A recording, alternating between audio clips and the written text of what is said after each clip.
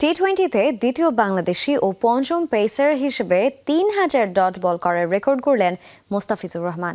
বৃহস্পতিবার পিএসএলে ইসলামাবাদ ইউনাইটেডের বিপক্ষে এই কীর্তি গড়েন লাহোর কালান্দার্স পেসার।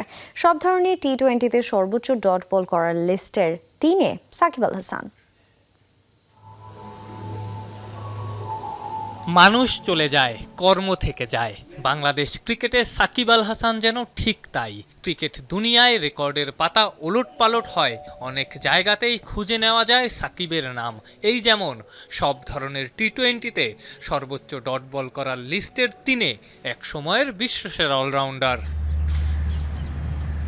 এই লিস্টের লেটেস্ট আরেক বাংলাদেশি মুস্তাফিজুর রহমান। টি-20তে দ্বিতীয় বাংলাদেশি ও পঞ্চম পেসার হিসেবে ৩,০০০ ডট বল করার রেকর্ড গড়লেন মুস্তাফিজুর। বৃহস্পতিবার পিএসএলে ইসলামাবাদ ইউনাইটেডের বিপক্ষে এই কীর্তি গড়েন লাহোর কালান্দার্স পেসার। একসময় বিশ্বজুড়ে ফ্র্যাঞ্চাইজি ক্রিকেটে রাজত্ব করতেন সাকিব, এখন তালিকায় নাম লিখিয়েছেন মুস্তাফিজ।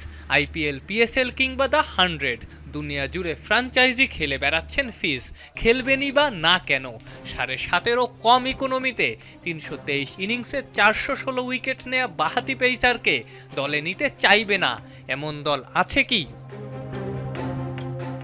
সব মিলিয়ে 11তম বোলার হিসেবে টি-20তে ৩,০০০ ডট বল করার কীর্তি গড়েছেন মুস্তাফিজ। তালিকার প্রথম 3 জনই স্পিনার।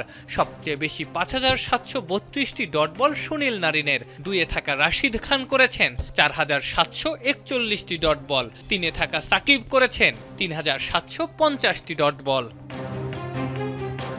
পেসারদের মধ্যে এই তালিকায় ফিজের উপরে আছেন ডোয়াইন ব্রাভো, মোহাম্মদ আমির, আন্দ্রে রাসেল ও সোহেল তানভীর।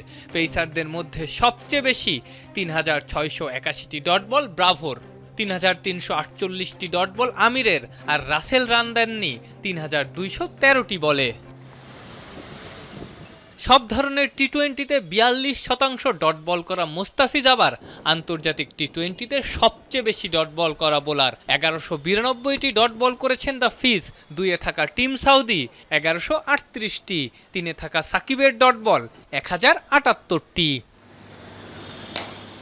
আফনান পিয়াল, যমুনা স্পোর্টস।